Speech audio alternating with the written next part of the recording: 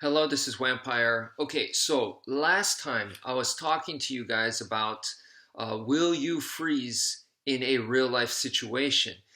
And to combat that from happening, I developed the red alert system. And the red alert system is very, very powerful because it gives you a lot of repetitions. But let's think about it, okay? What it does is it helps you have awareness. So that's number one. You're going to be aware. And once you have awareness, then you have the time to develop some sort of a strategy. For example, if I see someone that's walking towards me, and maybe I'm also headed in that direction, and because I have the red alert system, I was already scanning people around me, and I saw this person, and this person looks scary or suspicious or whatnot. Okay, looks like a troublemaker. So I already have that awareness. So then I could decide, well, maybe I could make a diagonal this way to the right and then go left so that I avoid this person.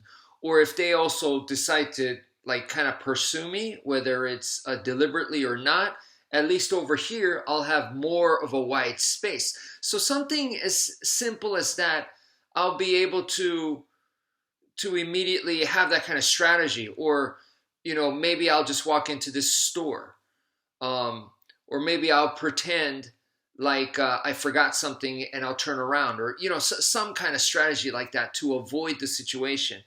Now, if for some reason I am not able to use that awareness to create this kind of strategy to avoid the situation, and they come right up to me or something, then at this point I showed you guys that we're constantly doing our techniques, in my case the Filipino martial arts techniques, where I'm constantly boom, boom, boom, boom, using the body mechanics and the technique to I'm already practicing that, so that'll come out reflexively. So it's a reflexive response. It's fast. It's the fastest thing that I got. So whoa, like this, and already the shoulder came up, chin's coming down, arms are coming up. So this kind of reflexive motion that's connected to my Filipino martial arts movements, you know, so both of those things, the awareness and the reflexive movements right there, combine that together, and it puts me in a really, really good spot to avoid being placed in a really bad position. So that's what makes the red alert system so powerful. Now, that's not enough. That's not the whole ordeal, because once the combat begins, what about that, right? You can still freeze up. So I want to address that, and for that, there's something that I call the animal instinct. So that's a separate system that I use.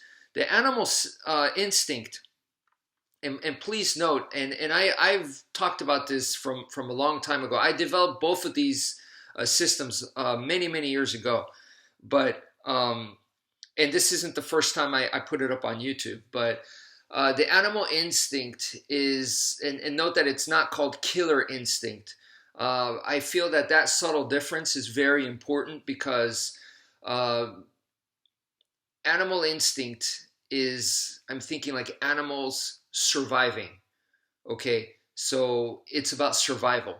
Killer instinct to me is that's not healthy, and that's not ethical, moral, or will put you in a good place spiritually. So I want to avoid killer instinct. I want animal instinct. Okay, it's nothing personal. It's just me surviving. If you're a bad guy and you want to do bad things to me, that's your problem. Okay, so I'm that's why I call it animal instinct. And what I do is I have 3 triggers. Okay, and the reason why I have 3 triggers, think of them as switches. Okay, so switch 1, switch 2, switch 3. If I'm using the red alert system, that means that I have time to use the animal instinct to get myself ready And that's all it is. It's to get myself ready for a possible physical altercation. I don't want it, but it might happen. And if it does, I need to be ready for combat. And the first trigger is breathing. So I'm going to breathe like this. I'm breathing rough. Why? Because in a real life situation, once the combat starts, I'm not going to be like I'm sleeping or I'm taking a nap. No, it's going to be intense. So I'm getting myself ready. I'm telling my body, wake up. This is how we're going to be breathing in just a second. So that's number one, first trigger.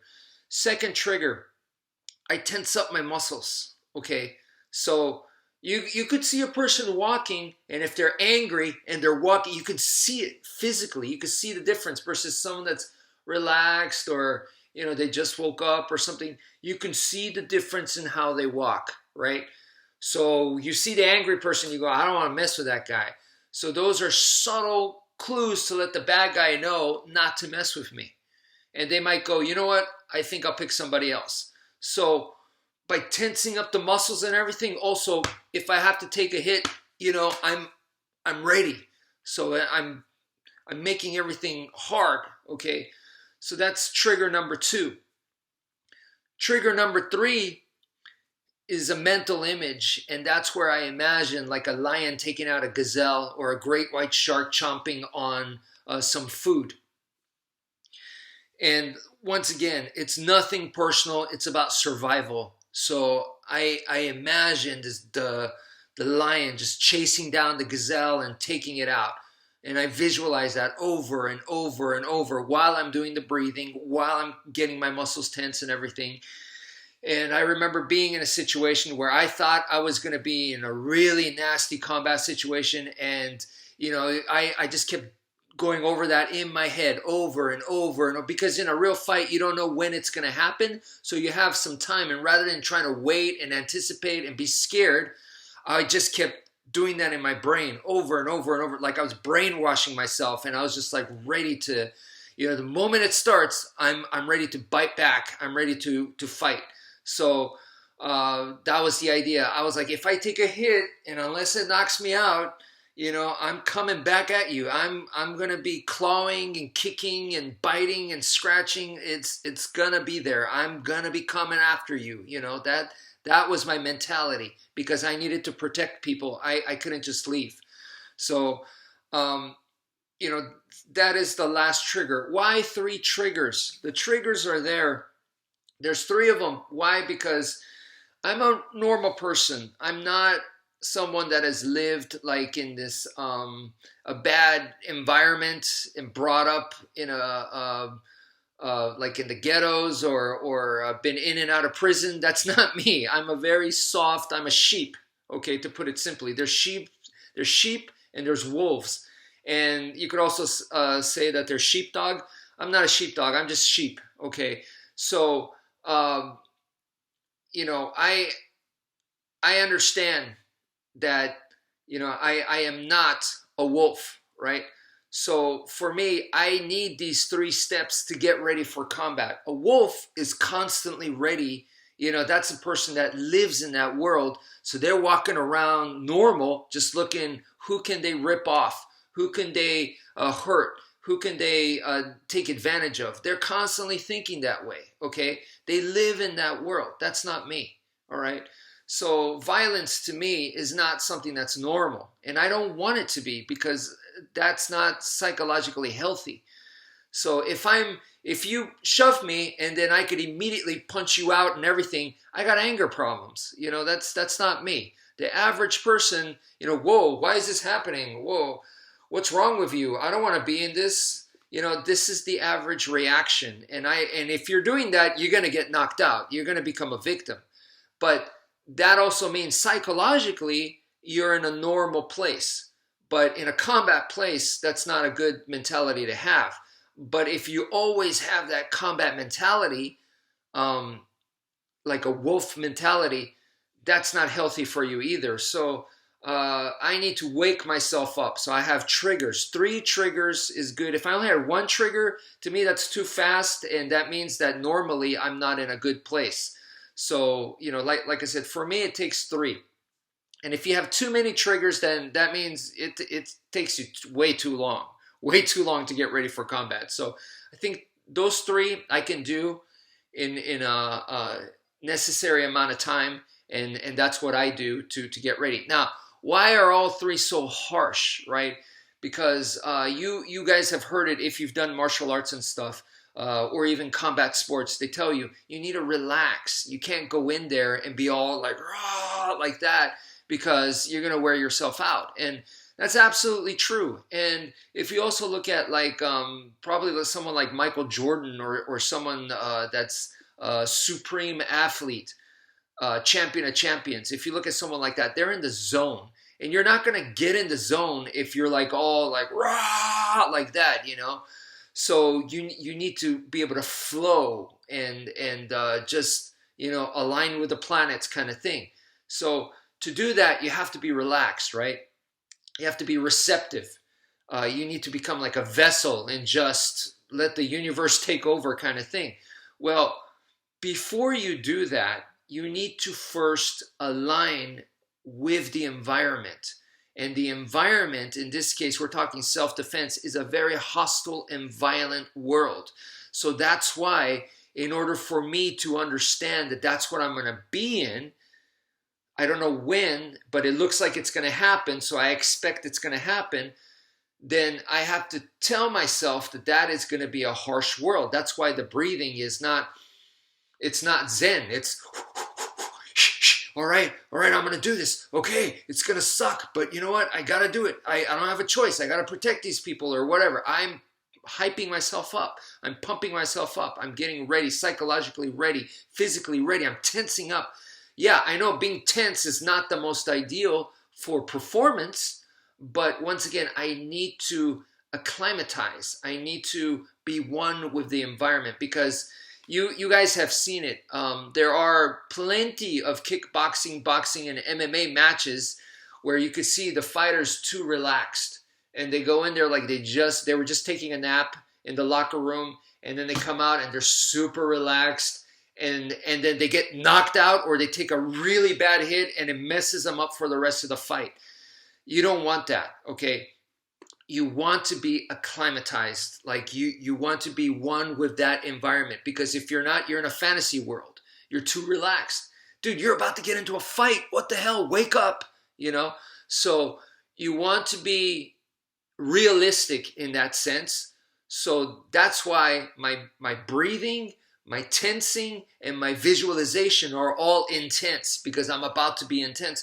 But once I do that, I understand that once the physicals start, I want to get relaxed as fast as possible, because I don't want to use up all my energy. I know that it's going to mess up my performance. I don't want to get tunnel vision and be completely like get an adrenaline dump and wear myself out. And then after that, my mentality is going to be like, whoa, that was intense. Let's not do that. And I might still have to continue, but my brain's already going like, dude, we don't want that. That's not us, man. Let's stop this. I can't stop in that situation. So you need to be able to control the adrenaline dump and all that. And that's all part of your other kind of workout and experience that comes in, the other part of training. But right now, I'm just saying, once it starts, you don't want to get run over. So in order to not get run over, we need to at somewhat match the intensity first. Okay, it's possible that you could immediately, they come in like raw, and you immediately counter it with pure skill, and you're all Aikido and Zen and soft and magical and stuff. It's possible for sure. Very, very, very hard, extremely hard. So I think it's a lot more realistic that you first, go into this intense mode first, and then from there immediately try to switch gears. Okay. And don't lock yourself in there, because you will wear yourself out so fast. And yeah, that's not a good thing either. So, you know, the balance is hard, but knowing the order of, if you go in relaxed first, to me, that's a mistake. All right. So anyway, that's it for now. Thank you for viewing, and take care, folks.